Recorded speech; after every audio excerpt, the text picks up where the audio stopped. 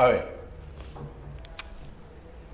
bien chicos, con todos ustedes, muy buenos días. ¿Estamos bien con el audio? Sí, ¿no?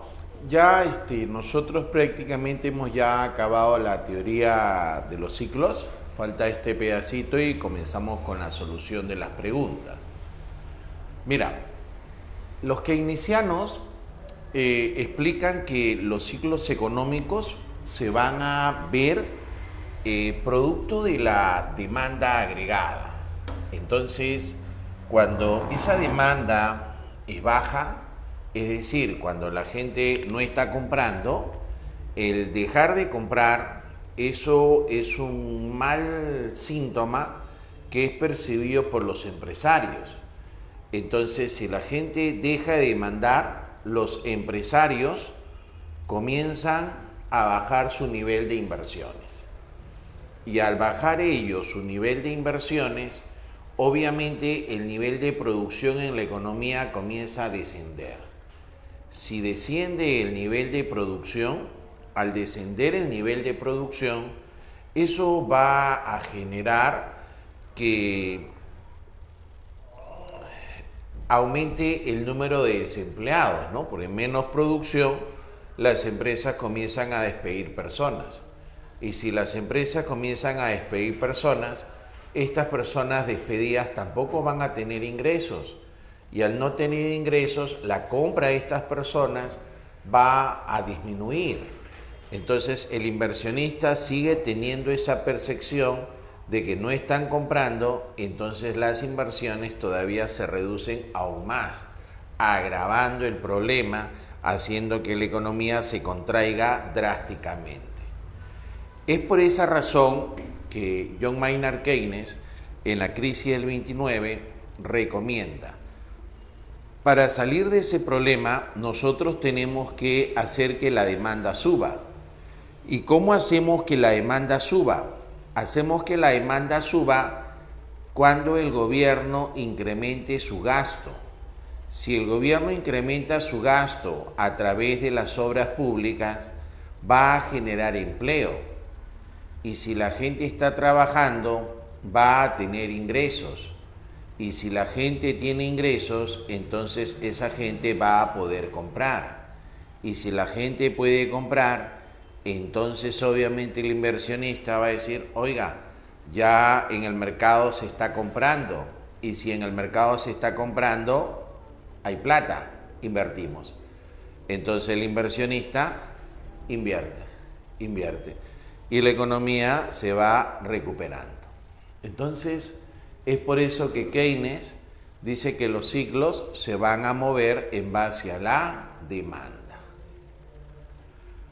Luego, los monetaristas te dicen, ¿no? Los ciclos se mueven debido al exceso de dinero en la economía. Si hay un exceso de dinero en la economía, es obvio que alguien está haciendo mal su trabajo.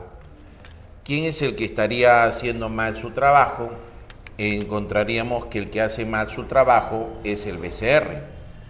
Entonces, acá diríamos que estaría existiendo un mal manejo de la economía, un mal manejo de la economía por parte del BCR, ¿no? BCR, ¿no? En el caso Perú, ¿no? En el caso de Estados Unidos sería la Reserva Federal de Estados Unidos. Entonces, para no decir BCR o la FED, voy a hablar de la autoridad monetaria, ¿no? Entonces, mal manejo de la economía por parte de la autoridad, monetaria, ¿no? En el caso del Perú, la autoridad monetaria, ¿quién sería? En el caso del Perú, la autoridad monetaria sería el BCR. En el caso de Estados Unidos, la autoridad monetaria sería ¿quién? La Reserva Federal de Estados Unidos, ¿no? Entonces, cuando acá nos dicen que hay un exceso de dinero en la economía, significa que ese exceso de dinero sobrepasa el nivel de producción que en la economía existe, ¿no? Y si está sobrepasando el nivel de producción que en la economía existe, ese exceso de dinero va a generar un fenómeno inflacionario. ¿Qué hace ese fenómeno inflacionario? Ese fenómeno inflacionario reduce lo que se conoce como el salario real, es decir, reduce la capacidad adquisitiva. Y al reducir la capacidad adquisitiva, la población comienza a comprar menos, ¿no? Eso es un mal mensaje, ¿no? Si se está comprando menos, al comprarse menos, entonces las empresas también venden menos. Si esa inflación se vuelve muy dura, muy drástica, eso va a generar incluso hasta fuga de capitales. Y si hay una fuga de capitales, o sea, los capitales se van, las inversiones se van, eso va a generar una reducción muy grande de la producción, ¿no? Y de vuelta, fase contractiva del ciclo, ¿no? Entonces, ¿qué te pareció estas teorías que buscan explicar los ciclos económicos, ¿no? Interesante, ¿no? Muy bien. A ver, vaya resolviendo su material, por favor. Primero comencemos con el 1, ¿ya? A ver.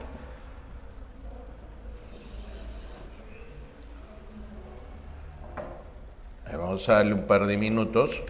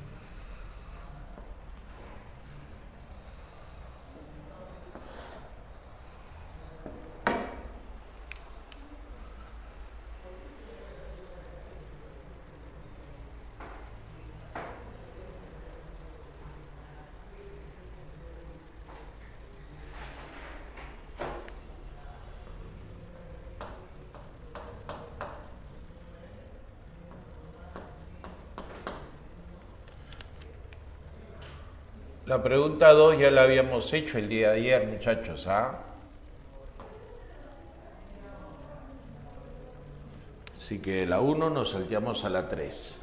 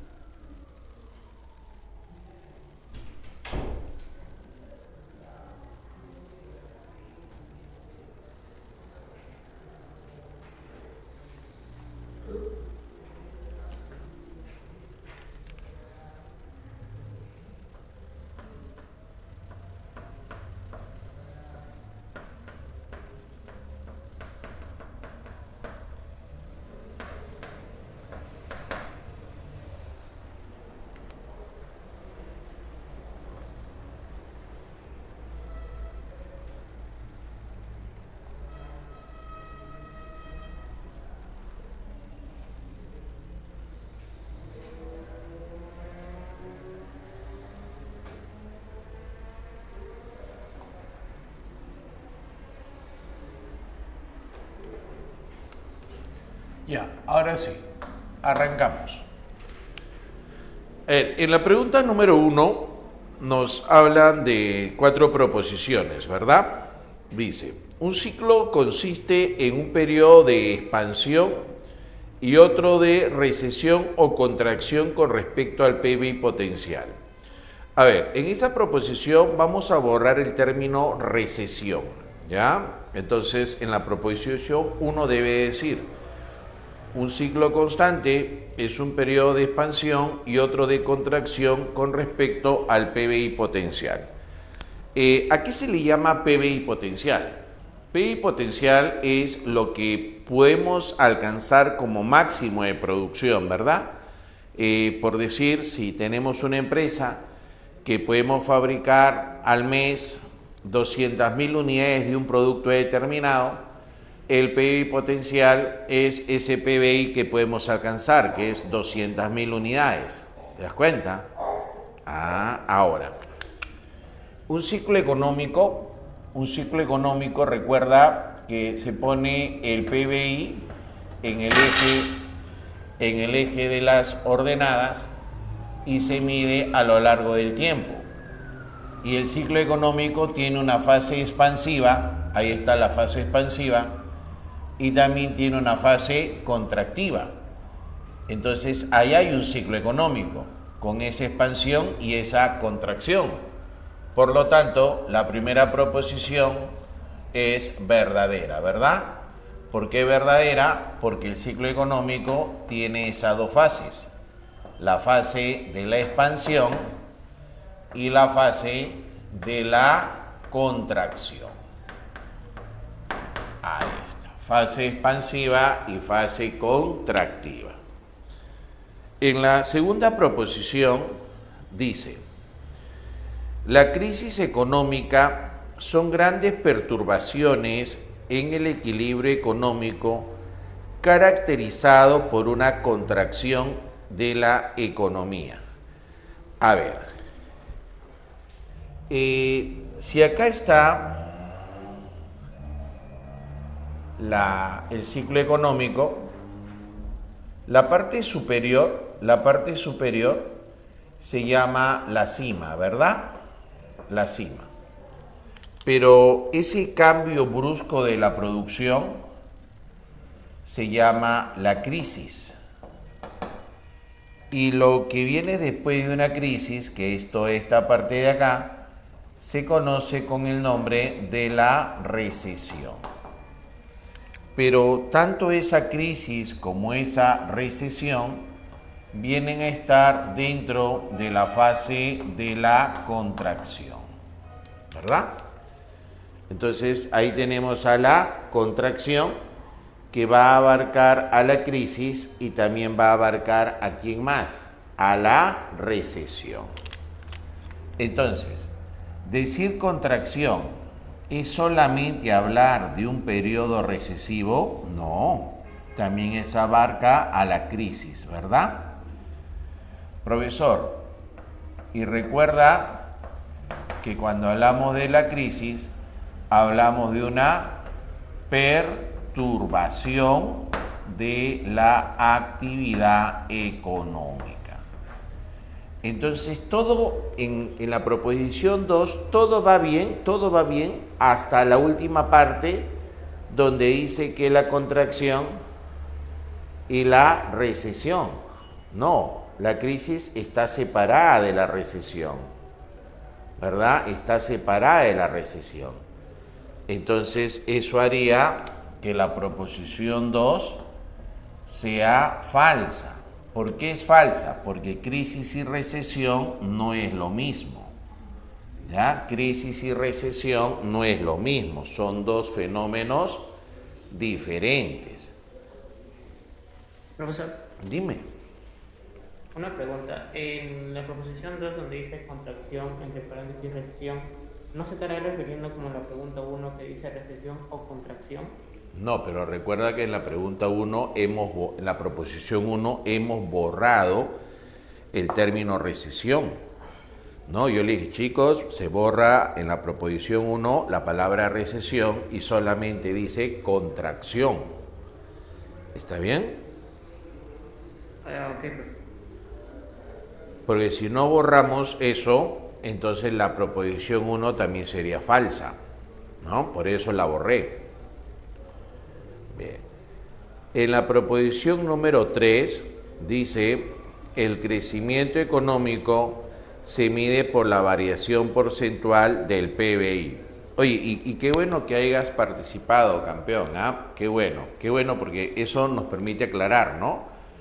Entonces, hay varios compañeros también seguro que no han apuntado que en la proposición 1, que se borraba el término recesión, ¿verdad? Que solamente quedaba ahí contracción, ¿sí? No, o sea, sí lo borré. Lo que me refería es que, como en la pregunta 1, como que se asimilan los dos, como que se piensa que son iguales, en la proposición 2 también se hace esa comparación.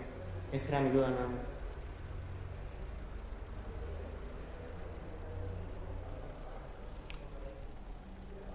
Ahora sí yo tengo un calambre mental. Ya, ¿qué pasa si en la proposición 1 yo no borro recesión? Te dice que los dos son iguales. La 1 y 2 serían iguales, más o menos, ¿no? Entonces, la 1 también sería falsa. Si yo no borro recesión en la 1 sería falsa. ¿Verdad? Entonces, por eso es que la borro, ya que acá yo veo que la contracción no es igual a recesión, sino la recesión es un componente de la contracción. ¿Te das cuenta? No, o sea, sí, esa parte sí la entendí. Lo que me refiero es que, como en la pregunta 1 dice que recesión y contracción son iguales, de hecho que no, por eso se borró. Me refiero a que en la pregunta 2 están haciendo la misma comparación, que los dos son iguales. Ah, claro, ahora sí ya te entendí. Bien. En la proposición número 3, ¿qué dice? La proposición 3 dice, el crecimiento económico se mide por la variación porcentual del PBI. Técnicamente, cuando hay un crecimiento económico, ese PBI tiene que crecer, ¿verdad? Tiene que crecer en dos trimestres consecutivos.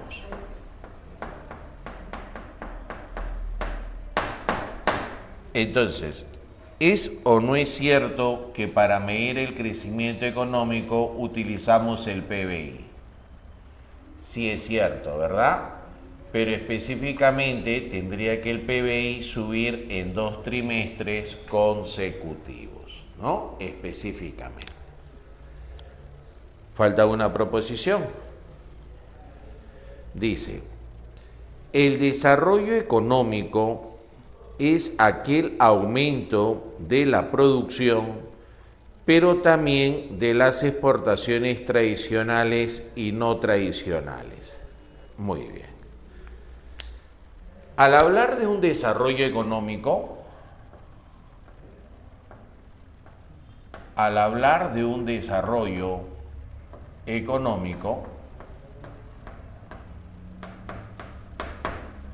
ese desarrollo económico va a ser igual a un crecimiento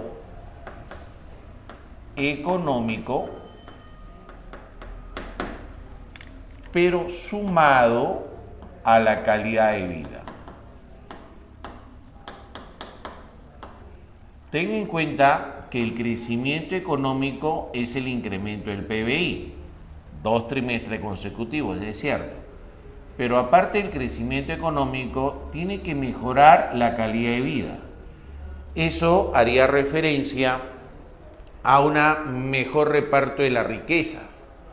Pregunto, la proposición 4 te dice desarrollo económico y te menciona incremento de la producción, ¿verdad? Lo cual es válido, crecimiento. Pero no menciona calidad de vida. Ahí está mencionando las exportaciones tradicionales y no tradicionales, pero no calidad de vida. Entonces eso implica que la proposición 4 que están soltando ahí no es correcta. La proposición 4 sería falsa. ¿Está bien? Bien. Entonces eso indicaría que la respuesta en la pregunta número 1 sea la alternativa Barcelona. Número 3. La 2 ya la hicimos el día de ayer, ¿ah? La 2, ¿cuál era la respuesta? La respuesta era la B, ¿verdad? Bien. La 3 dice, según el INEI, en el mes de agosto se registró un aumento de la actividad primaria y la de servicios. Servicios es terciaria. En tanto que las actividades de transformación se redujeron en 3.7%. Los datos anteriores nos permiten inferir que se registra. A ver, hay tres sectores, ¿verdad? Según el Instituto Nacional de Estadística son 3 sectores. Tenemos acá el sector primario, que es el sector extractivo, el sector secundario, que es el sector manufactura, y el sector terciario, que es el sector servicio. ¿Verdad? Es el sector servicio. Entonces, si ponemos en orden, el sector terciario es el que contribuye más, ¿verdad? El sector secundario y el sector terciario, en ese orden, es lo que contribuyen más al PBI. Entonces, nos están diciendo que estos dos sectores están creciendo y que este sector terciario, vamos a poner que están creciendo, y que este sector terciario está reduciéndose, ¿verdad? Entonces, ¿qué puedo afirmar? Si los dos sectores que contribuyen más al PBI están creciendo, están aumentando, y solo el sector terciario, que es el que menos contribuye, el sector secundario, que es el que menos contribuye, está bajando, ¿qué cosa crees que le vaya a pasar o qué es lo más probable que crees que vaya a pasarle al PBI? ¿Que se expanda o que se contraiga? Que se expanda. Claro, ¿sí o no? O sea, lo más probable es que el ciclo económico esté en la fase expansiva. Lo que sí no puedo afirmar es exactamente en qué parte de la parte expansiva está, ¿no? No podría afirmar si está en la parte de la reactivación o si está en la parte del crecimiento. Eso sí no podría afirmar. ¿Te das cuenta? Pero sí puedo afirmar que se esté expandiendo. Entonces, ¿habrá alguna clave que diga que se está expandiendo? La D, ¿verdad? La D. Ahora, en la clave A dice que hay un crecimiento económico. O sea, de verdad puede ser que sea un crecimiento económico, pero con la data que me dan yo no puedo afirmar eso todavía, ¿no? Bien, entonces respuesta de la 3, Dinamarca. En la pregunta 4. En diciembre de 1994, el Banco de México agotó sus reservas internacionales. Ay, ese es peligroso. ¿Por qué es peligroso no tener reservas?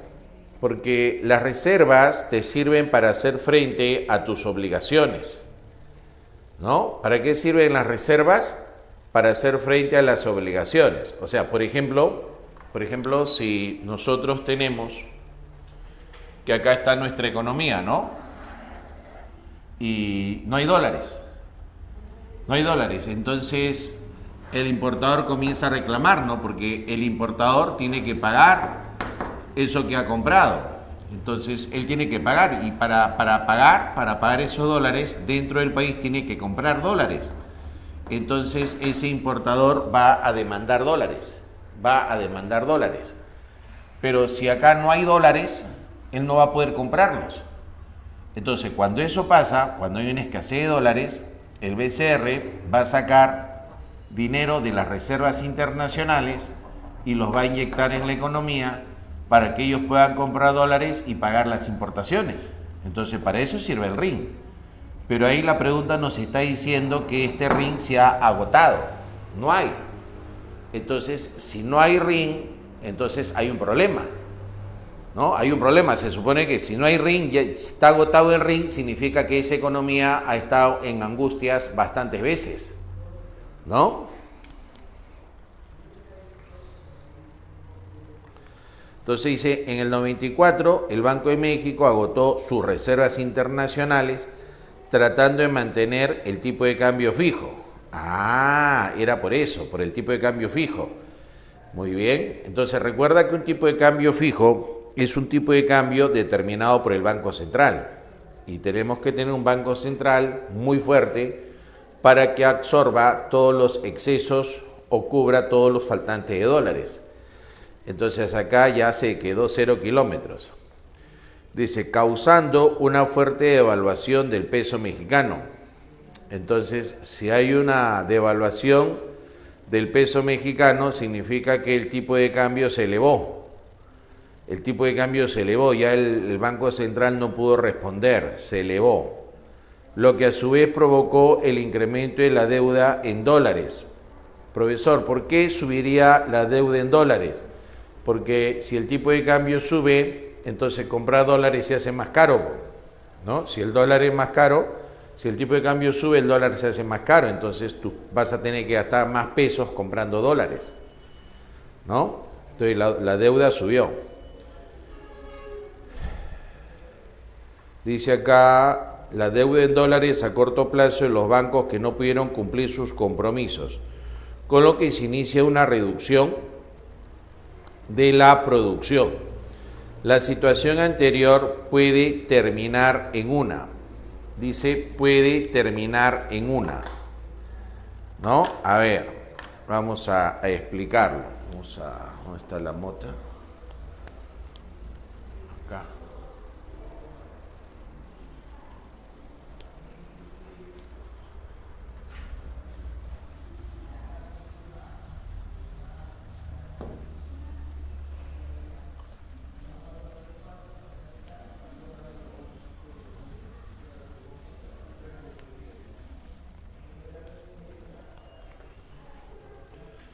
¿Qué nos está preguntando ahí? Nos está preguntando lo siguiente, muchachos. Bueno, la narración de la pregunta es que es un tipo de cambio fijo. Un tipo de cambio fijo es cuando el Banco Central debe ser más poderoso que el mercado. Entonces, si por ejemplo el Banco Central quiere determinar que el tipo de cambio esté constante, si esa es la decisión de su Banco Central que esté constante, el Banco Central debe mantenerlo constante. Entonces, si en el mercado, por ejemplo, el tipo de cambio está subiendo, ¿por qué? Porque hay menos dólares. Entonces, si bajó la oferta de dólares en 100 millones de dólares, eso va a hacer que el tipo de cambio suba. Entonces, el Banco Central automáticamente tiene que neutralizar esto. Entonces el Banco Central tiene que vender dólares. ¿Cuántos dólares tiene que vender? Para neutralizarlo, tiene que vender 100 millones. Para que de esa manera lo neutralice. Como van en sentido contrario y tienen la misma magnitud, entonces queda neutralizado y el tipo de cambio se mantiene constante, que es lo que ellos querían. Pero para hacer esto, tú tienes que tener un Banco Central muy fuerte, ¿verdad? Entonces nos dice la pregunta que el Banco Central ya se quedó sin reservas. Sus reservas es cero. Entonces, si sus reservas es cero, ellos ya no van a poder sacar dólares, en este caso para vender, ya no van a poder hacer eso porque ya no lo tienen. Entonces ya no van a poder mantener un tipo de cambio fijo. Entonces, como no van a poder mantener un tipo de cambio fijo, el mercado va a ganar. Y el mercado gana y hace que el tipo de cambio suba, en este caso, no en este ejemplo. Si el tipo de cambio sube, entonces la moneda nacional, que en este caso es el peso pierde valor. Entonces el peso se devalúa. Hay una devaluación del peso, ¿no? Hay una devaluación del peso. Cuando el tipo de cambio sube, cuando la moneda local se devalúa, las importaciones se reducen. ¿Por qué se reducen? Porque se vuelven caras, ¿no? Importar se vuelve caro, ¿no? profesor, las importaciones se vuelven caras. Por ejemplo, traer insumos, traer materias primas de otros países se va a volver recontra costoso, ¿no? Recontra costoso. Muy bien, entonces si se vuelve recontra costoso, las empresas van a tener problemas en su producción, ¿no es cierto? Las empresas van a tener problemas en su producción. Esta subida del tipo de cambio también dispara la inflación. La gente comienza a comprar menos, ¿no? Entonces comienza a generarse un problema que si la gente está comprando menos, las empresas producen menos, entonces la producción va a tener que ir cayendo. Pero esa caída es la fase de la contracción, ¿no? La contracción es crisis y recesión, ¿sí o no? Pero la pregunta es, ¿dónde puede terminar? Me aprovecho de este espacio de acá. Si acá está la caída, si acá está la contracción, ¿dónde puede terminar la contracción? En el punto final, en la depresión, ¿sí o no? O sea, en realidad la pregunta la pudimos haber hecho más rápido, ¿no? Porque simplemente leíamos la última parte, ¿no? Que decía, ¿dónde termina? Depresión, que se acabó. Pero era interesante ver ese proceso, esa narración, sí, bonita en la primera parte, pero también necesaria, ¿no? Porque la respuesta sale con la última parte, ¿no? Depresión, ¿no? Bien. ¿Puedo borrar? ¿O le van a tomar su fotito? Ya está.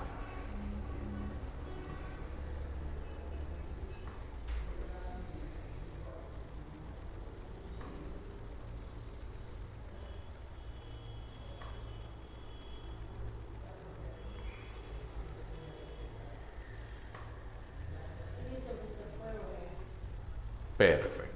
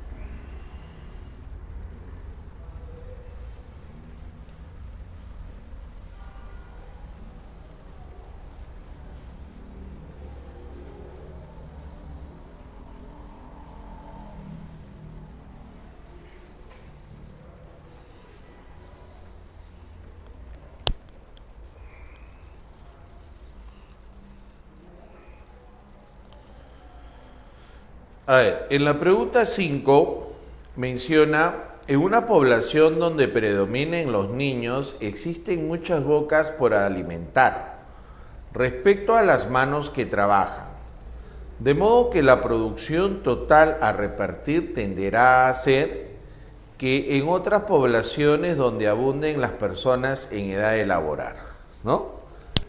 Entonces, acá obviamente pues nosotros en esa pregunta decimos, no, oiga, aquí de repente lo comparo con una familia, ¿ya?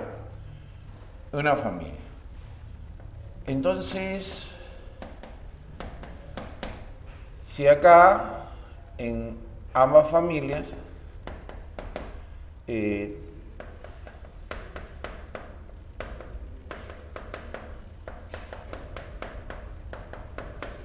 ahí está, ¿verdad? Decimos que ambos trabajan, los dos trabajan, dos personas trabajan. Y acá solo él trabaja, una persona trabaja.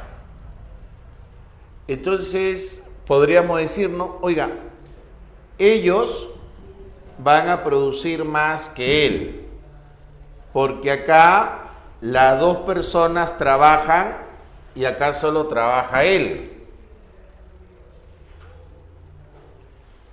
Ellos van a tener mejor calidad de vida que ellos, porque como ellos dos trabajan y solamente tienen a un niño que no trabaja, entonces va a haber más para ellos. En cambio acá va a haber menos para ellos, porque mira a ver cuántos son los que no trabajan. Dígame, ¿es cierto eso lo que he mencionado? No necesariamente es cierto. ¿Sabes por qué? O sea, lo que dije sería cierto siempre y cuando asumamos que cada ser humano produce lo mismo, ¿no? Si cada ser humano tuviera la misma capacidad y produce lo mismo, entonces sí sería cierto lo que he mencionado, ¿verdad? Pero eso no es realmente así. Por ejemplo, ellos dos pueden trabajar y entre los dos generar un ingreso de 4.000 soles.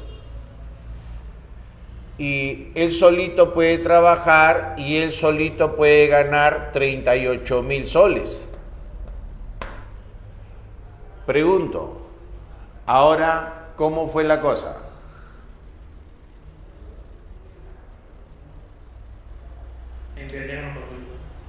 ¿Cambió la figura, sí o no? Cambió la figura. ¿Quiénes van a estar mejor? Ellos, ¿sí o no? ¿Por qué? Porque este señor tiene una productividad muy alta, ¿cierto? Entonces, para la pregunta número 5, tenemos que entender que se asume que todos los trabajadores pueden producir lo mismo, ¿no? Cosa que obviamente no es real, ¿no? Entonces, si todos los trabajadores pueden producir lo mismo, cuando hay más trabajadores, ellos van a tener un mayor volumen de producción y por lo tanto su calidad de vida tiene que ser mejor. En cambio, en el otro, como hay menos trabajadores, van a producir menos y su calidad de vida tendría que ser menor, ¿verdad? Entonces, en la 5 se asume que la productividad es la misma, ¿no? Entonces, asumiendo eso, si cada uno produce 2.000 y acá sería 2.000, obviamente que esta familia estaría mejor que esta de acá. ¿Está bien? Bien, ¿cuál sería la respuesta entonces en la pregunta número 5? Clave Barcelona, ¿verdad? ¿Sí?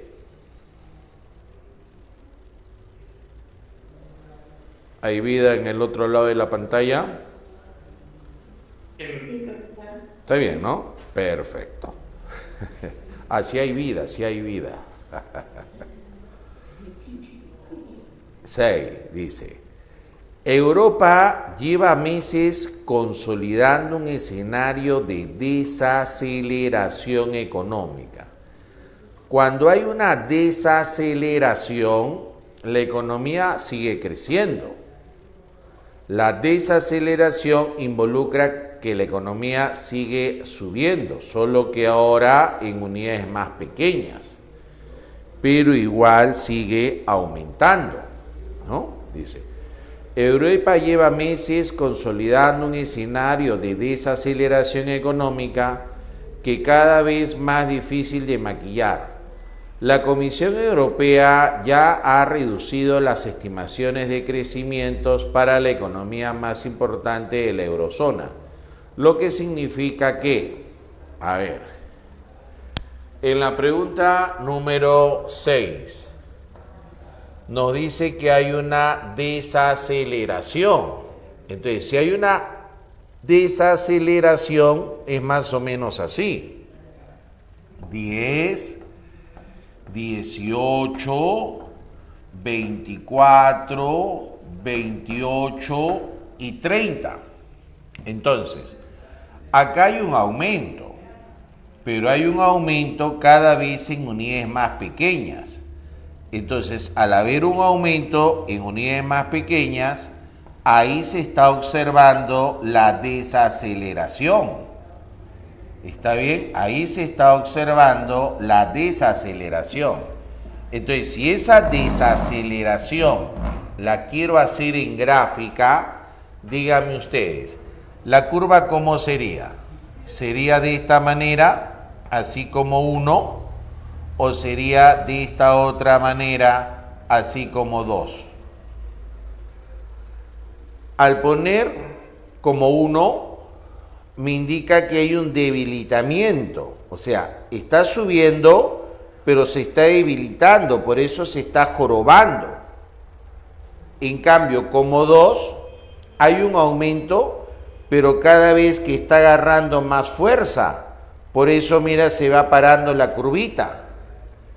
Entonces, esa desaceleración que vemos acá tiene que ser como 1, ¿verdad? Cuando nosotros vamos al ciclo económico, recuerda que lo graficamos como una U invertida. Ahí está. Entonces, la parte superior, esta parte es el auge, es la prosperidad. Y si ya hay una desaceleración, entonces podría estar indicándonos que el auge está llegando a su final, que ya estamos creciendo con las justas, ¿verdad? Es como si tuviéramos un maratonista de nuestro país y ese maratonista está en las Olimpiadas y está que puntea, ¿no? Y está que corre, pero ya faltando 1000 metros, vemos que nuestro maratonista se ha descompensado y él, si bien es cierto, sigue avanzando, pero ya no a esos trancos muy largos, sino cada vez más despacio, y entonces nosotros nos preguntamos, caramba, parece que ese periodo expansivo va a llegar a su fin porque ahorita se nos desmaya, ¿no es cierto? Entonces está la línea de meta y él ya está hasta desorientado, ¿no? Entonces ese periodo de auge parece que ya llegó a su fin, ¿no? Entonces la respuesta a esa pregunta sería la alternativa bicarbonato, ¿no? Probablemente estamos al final del auge. Pregunta número 7. Los datos sobre la venta de inmuebles nuevos en la capital reflejan la situación económica está mejorando de forma muy notable en el último trienio. El crecimiento que ha experimentado esta actividad en el primer trimestre confirma que estamos en la fase del ciclo económico, ¿no? Muy bien. A ver, en la pregunta número 7, en la pregunta 7 nos habla de la venta de bienes inmuebles. ¿Qué cosa es un bien inmueble?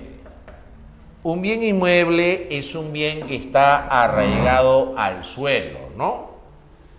Estas ventas de bienes inmuebles también es un indicador de cómo está la economía.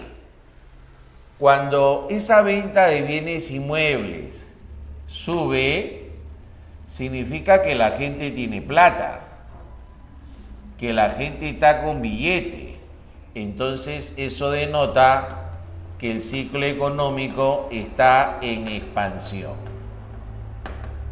El ciclo económico está en expansión. Pero, ¿qué ocurre cuando se observa que el volumen de ventas comienza a bajar? Eso significa que la economía está en una contracción, ¿no? Está en una contracción.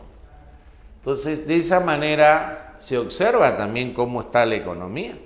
Les mencioné, creo ayer, si ustedes han notado que se quiere vender casas, departamentos, terrenos, pero no se está logrando vender.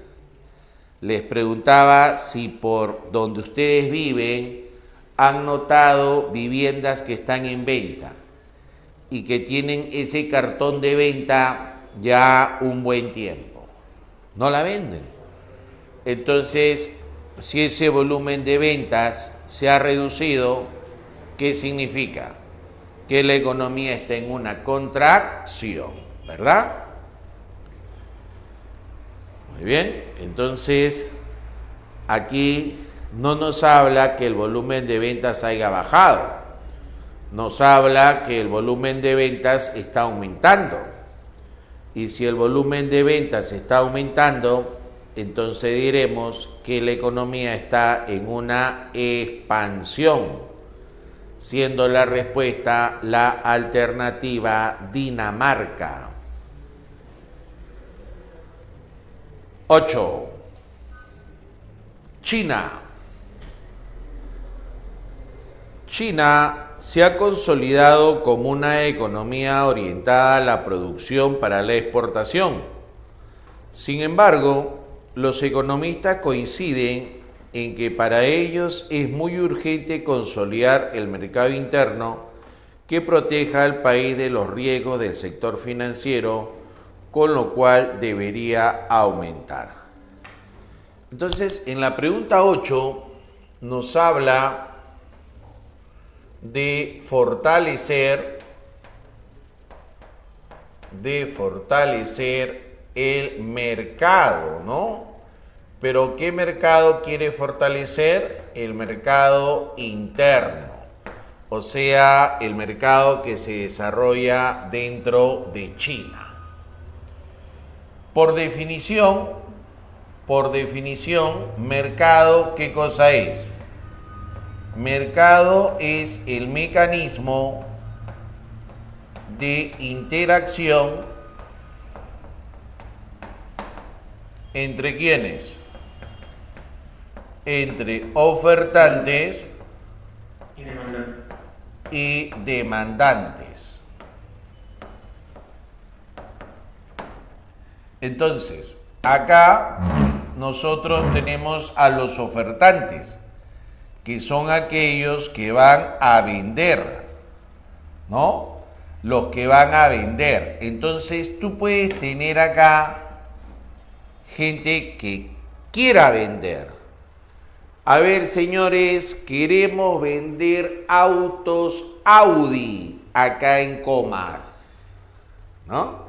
Queremos vender Mercedes-Benz acá en el distrito de Comas y queremos que esa venta sea masiva. Queremos vender camisas Giorgio Armani acá en Comas y queremos ventas masivas.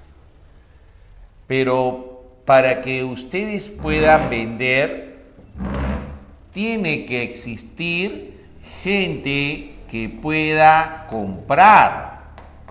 Entonces, no es solamente la idea que yo quiero comprar, no, sino también es que pueda pagar. Entonces, tiene que haber demandantes que tengan el dinero que le permita poder pagar la compra que ellos quieran hacer.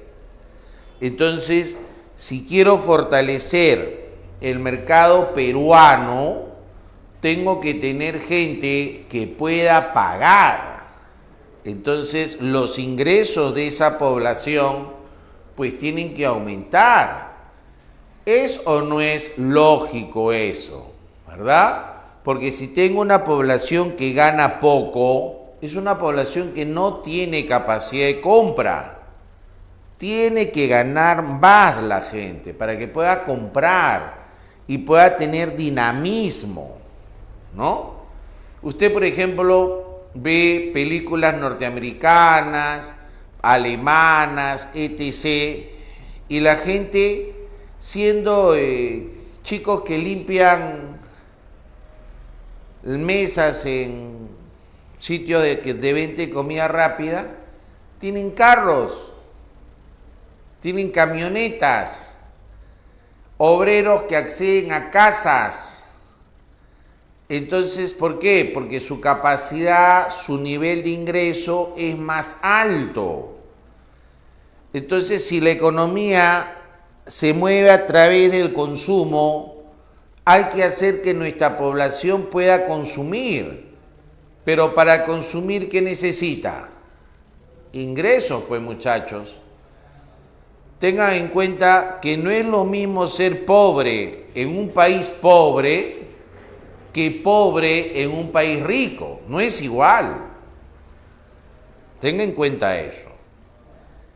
Entonces, la respuesta a esta pregunta sería clave bicarbonato. Aumentar las remuneraciones, ¿no? Aumentar ese nivel de ingresos. 9. Después de periodos de desaceleración económica, desaceleración es que la producción sube pero cada vez menos, ¿verdad? En los últimos años, el Perú experimentó en el 2018 un crecimiento del PBI de alrededor del 4%. Y por otro lado, el desempleo se mantuvo en 4.5%. Las proyecciones para el 2019, en un escenario favorable, apunta que el crecimiento económico esté por encima del 4%, y la tasa de desempleo disminuya. El enunciado anterior refiere a la conclusión vertida por... Bien, acá hagamos la pregunta número 9. Esto se conoce con el nombre de la ley de Okun. ¿Qué te menciona Okun? Te dice, si se incrementa el PBI, eso va a traer como consecuencia que aumente, que se reduzca, no que aumente, que se reduzca el desempleo. Profesor, pero eso es lógico, pues, ¿no? Porque si hay más producción, tiene que haber menos desempleo. A ver, vamos a ver.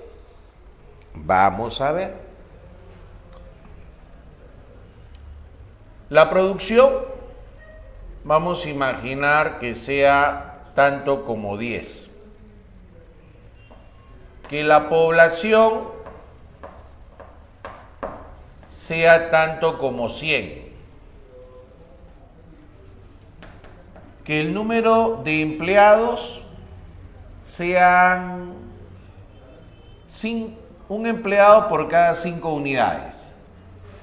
Entonces acá habrían 2 empleados. ¿Y cuántos desempleados habría? 98, ¿verdad? ¿Cierto? ¿Qué ocurriría si la producción se duplica a 20 y la población se mantiene igual en 100?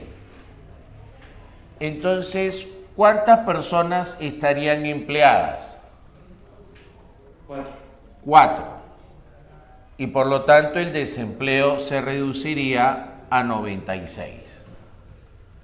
¿Verdad? Entonces aquí, al aumentar la producción, aumentó el empleo y se redujo el desempleo. Entonces se cumpliría lo que dice Okun, ¿verdad? Más producción, por lo tanto menos desempleo. ¿Sí o no? Pero eso es siempre y cuando la población se mantenga constante. A ver, voy a poner menos población para no hacer el desempleo tan grande, ¿ya? A ver, acá sería 8 y acá sería 6, ¿verdad? ¿Cierto? Muy bien. Profesor, pero ¿sabe qué? La población también crece. Vamos a imaginar que esa producción igual se duplicó, creció en un 100%, creció a 20, y la población creció en un 20%. Ahora, ¿cuánto sería? 12. ¿Verdad? Creció en 12. ¿Cuánto creció la producción? 100%. ¿Cuánto creció la población? 20%. Entonces, ¿cuánto necesito que están trabajando? 4. ¿Cuántos se quedarían desempleados? 8. Profesor, o sea que el desempleo se mantuvo, ¿sí o no? El desempleo se mantuvo, a pesar de que la producción creció. ¿No es cierto? A pesar de que la producción creció, el desempleo se mantuvo. ¿Por qué? ¿Por qué crees que haya pasado eso? ¿Por qué, a pesar de que la producción creció, el desempleo se mantuvo? O sea que no se cumplió la ley de Okun ahí. Lo que ocurre es que comenzamos a entender que para que se cumpla la ley de Okun, esta población tiene que crecer lo suficiente que pueda absorber al crecimiento poblacional. O sea, si la producción crece y la población se mantiene estancada, el desempleo baja, eso ni dudarlo. Pero si crece la producción y también crece la población, esa producción tiene que crecer mucho más que el crecimiento poblacional para que pueda cumplirse la ley de Okun. Porque, ¿qué pasaría, por ejemplo, qué pasaría si hacemos esto? ¿Qué pasaría si hago crecer la producción, digamos, a 20, ¿no? Y la población también sube a 20. ¿Cuántos estarían trabajando? 4. ¿Y cuántos quedarían desempleados? 16. Profesor, el desempleo se recontradisparó a pesar de que la producción creció. Y eso es porque ese crecimiento es insuficiente en relación al crecimiento poblacional. Entonces ya le voy entendiendo. Para que se cumpla esa ley de Okun, este crecimiento del PBI debe ser muy superior al crecimiento poblacional para que de esa manera, solo así, el desempleo se reduzca. Según estudios de la Universidad Católica, para que en el Perú se cumpla la ley de Okun, el PBI peruano tiene que crecer mínimo 3%. Si el PBI peruano crece menos del 3%, ese crecimiento no va a poder absorber al crecimiento poblacional y por más que nuestra economía crezca 1 o 2%, el desempleo va a subir. Interesante, ¿no?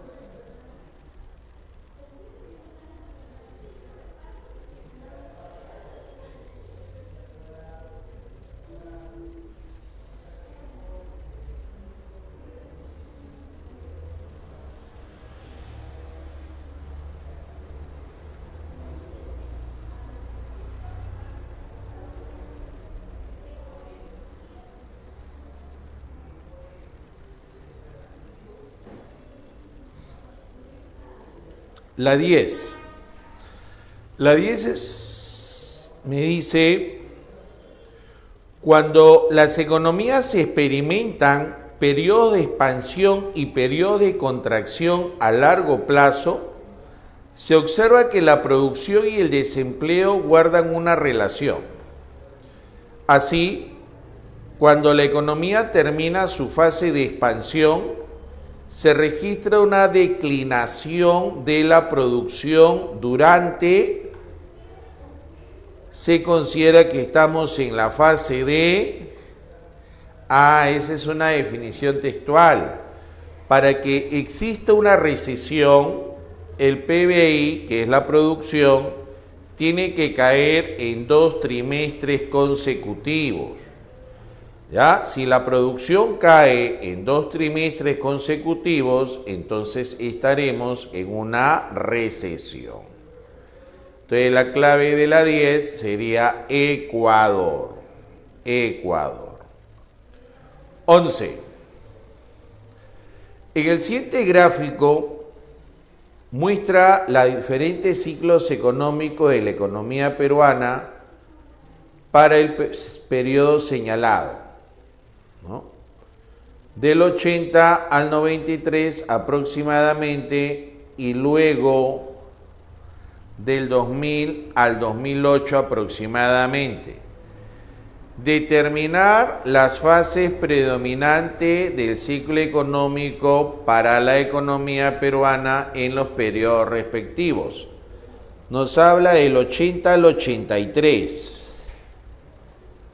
Del 80 al 83 vemos que hay una contracción, ¿no? Si ustedes ven esto, yo lo he agrandado mi celular hasta el tuétano, lo máximo que se puede, y del 80 al 83 está hacia abajo, o sea, hay una contracción. La contracción o recesión, podemos decir, ¿verdad? O sea, porque va hacia abajo, ¿no? La tendencia es hacia abajo, o sea, podríamos ver cualquiera de esas, ¿no? Recesión, contracción, y hasta el momento. Y de ahí dice del año 2000 al 2008. A ver, vamos a ver, 2000 al 2008. 2000 al 2008, la tendencia es hacia arriba, ¿no? La tendencia es hacia arriba, o sea, hay una expansión, ¿no? Expansión. A ver. Bien. La clave E me dice contracción. Sí es válida, contracción es válida. Pero de ahí dice auge. No, pues auge es la parte más alta, ¿no? La parte más alta. Entonces, cuando en la pregunta 11 agarra del año 1980 al año 1983, más o menos, va así, ¿no es cierto? Entonces, acá podríamos decir que hay una contracción. O sea, eso sería lo preciso, no una contracción. Pero en esa contracción, toda esta actividad, ¿cómo se llama? Recesión. La crisis estaría por acá, ¿verdad? ¿Estamos bien? Y dice, ¿cuál es la predominante?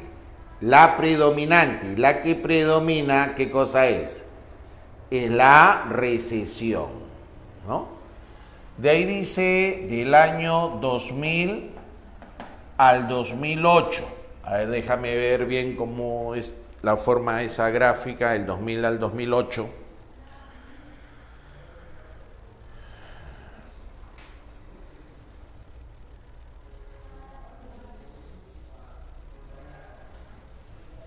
Ya más o menos es así, ¿no? Algo así. Entonces del 2000 más o menos agarra por acá hasta el 2008, por ahí, ¿no? Entonces cuando tú veas eso, le tienes que sacar su tendencia.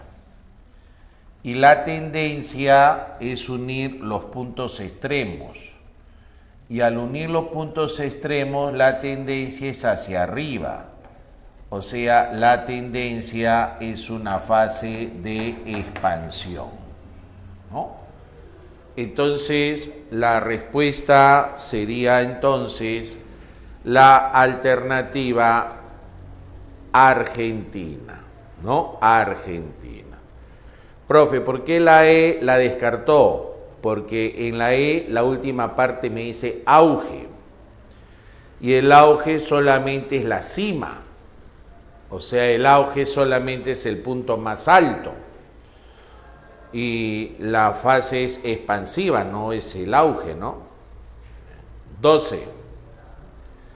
Dentro de la fase del ciclo económico, la inestabilidad de la frena la inversión, mientras que la se incrementa. Bien. ¿En dónde se incrementa la inversión? En la fase expansiva, ¿verdad? Y de las palabras que aparecen al final, ¿cuál es la que denota fase expansiva? La recuperación. Así es. Entonces, ¿cuál es la clave correcta? La C. Ahí está, la C. Bien, muchachos. Hemos terminado la separata 1, ¿verdad? Sí, pues. A ver.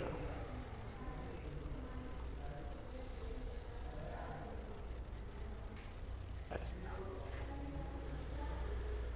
En la separata 2, ¿le va a tomar foto a eso? Si no, para borrarlo.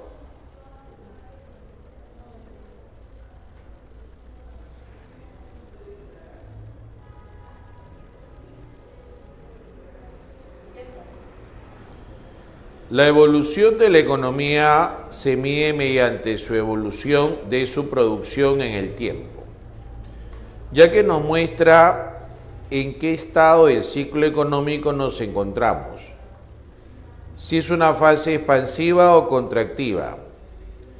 Teniendo en cuenta la evolución de estos ciclos económicos, marque la alternativa que contenga las proposiciones correctas. 1. Mayor intensidad del ciclo económico implica que la variable de producción se mueve más rápido. Eso está en tu cuaderno, eso es verdadero. Los ciclos económicos que tienen más intensidad, la variable que es el PBI se va a mover más rápido. La gráfica de los ciclos económicos está dentro de las gráficas de serie de tiempo. Claro, las de ciclo económico está dentro de las series de tiempo.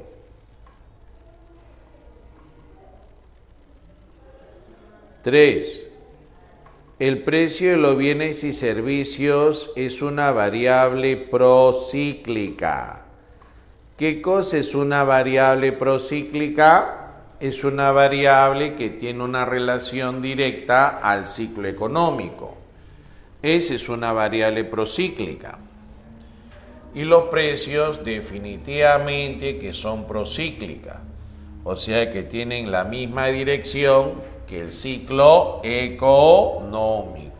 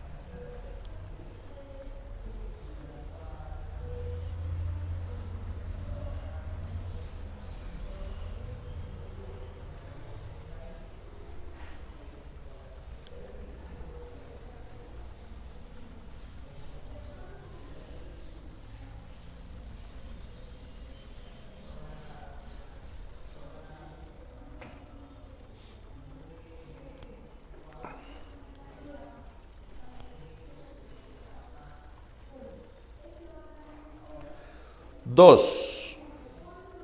Norperú es un pequeño país sudamericano pero muy rico en metales preciosos, lo que le genera gran utilidad a tal punto que hay empleo. Se encareció la mano de obra y no existen recursos ociosos. ¿Con qué fase de los ciclos económicos se relaciona lo indicado?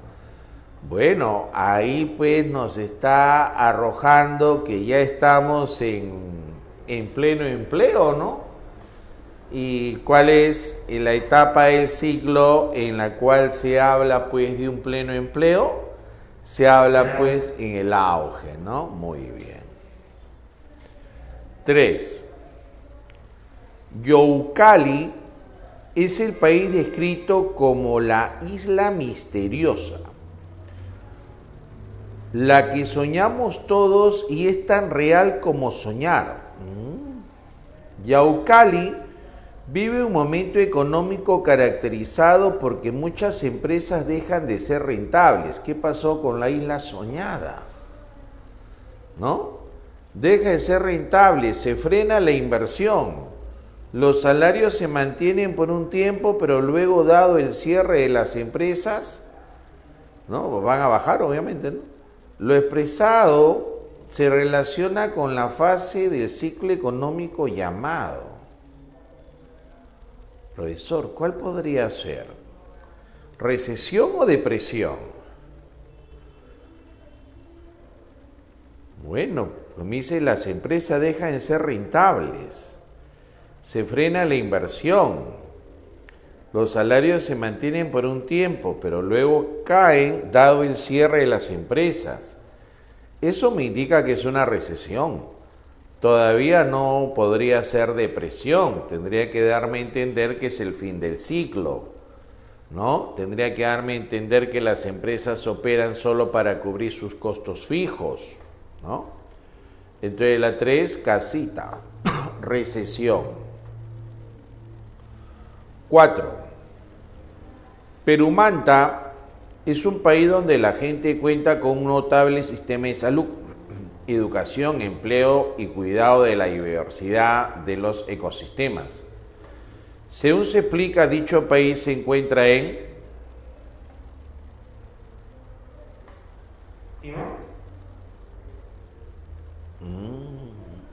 Interesante, ¿no? A ver, dice, la gente cuenta con un notable sistema de salud, educación, empleo y cuidado de la diversidad de los ecosistemas. Según se explica, dicho país se encuentra... Es tentador marcar la clave E que dice cima, ¿no? Porque la cima me dice que es el pleno empleo. Pero miren, por ejemplo, si ponemos la capacidad productiva como un vasito, esto sería el vaso de Perú. Y por acá tendríamos el vaso de Estados Unidos. Nosotros llenamos nuestro vaso y eso sería que estamos en el pleno empleo, producción máxima. Pero si nosotros vaciamos nuestro vasito en el vaso de Estados Unidos,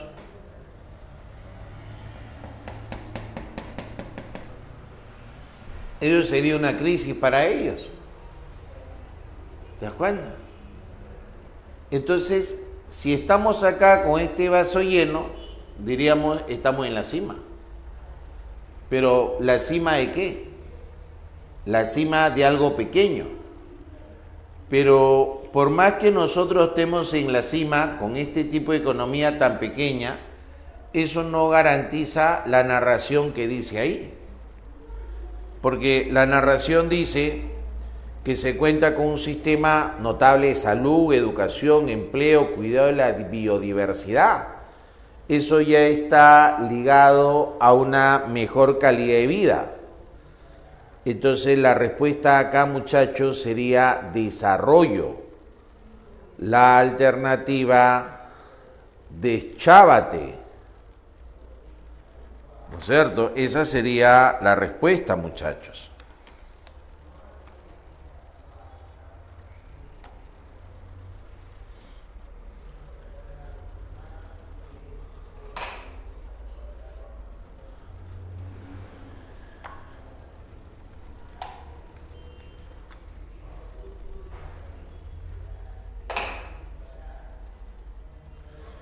A ver, siguiente pregunta.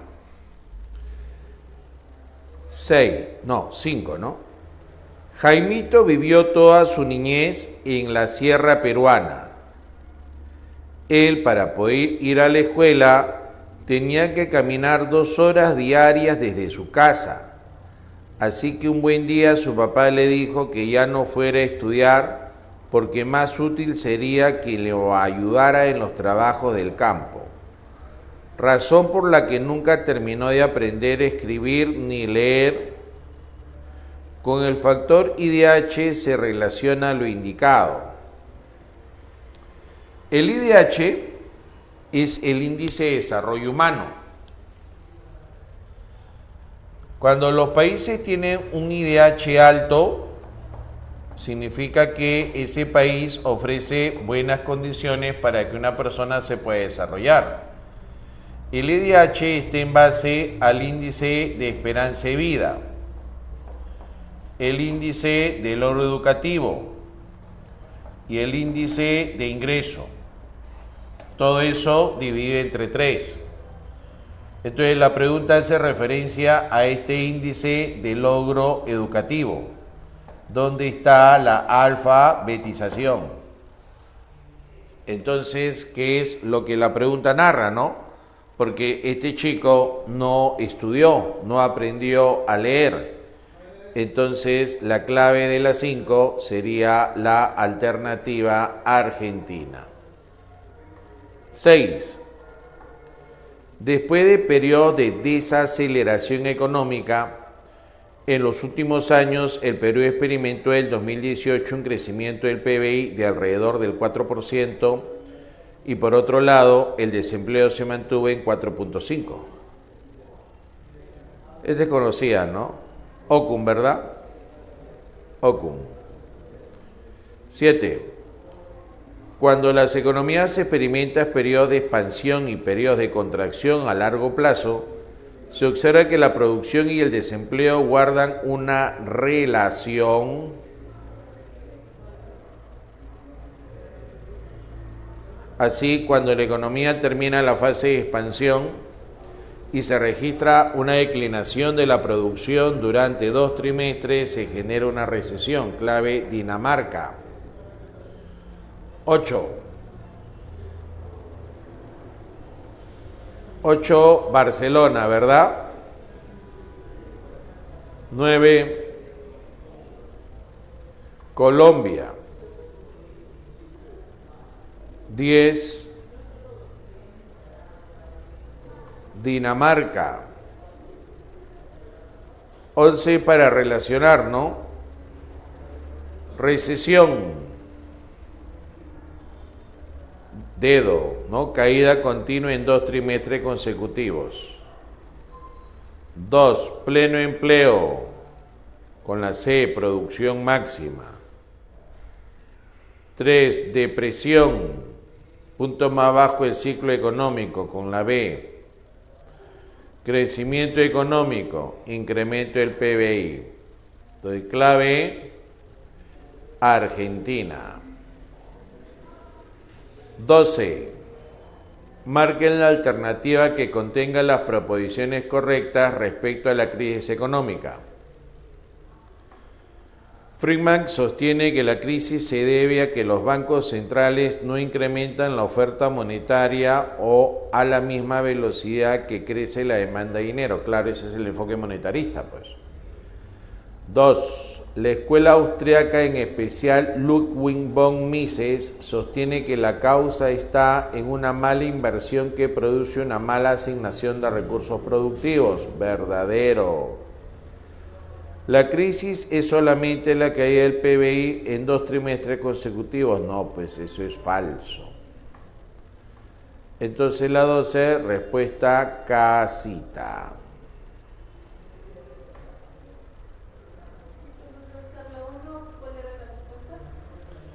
La 1, Dinamarca.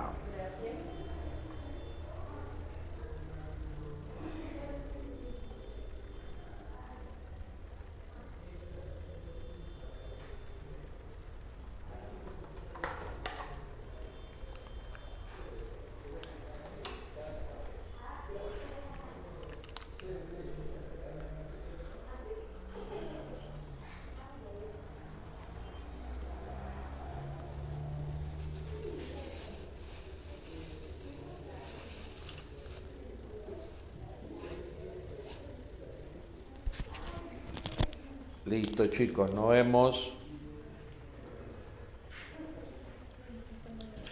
Gracias, profesor. Chao, chicos. Chao, profe, gracias. Gracias, profesor. Gracias a ustedes, chicos. Nos vemos. Chicos, por favor, no se vayan, que tenemos un encargo, mejor dicho. Un chiste.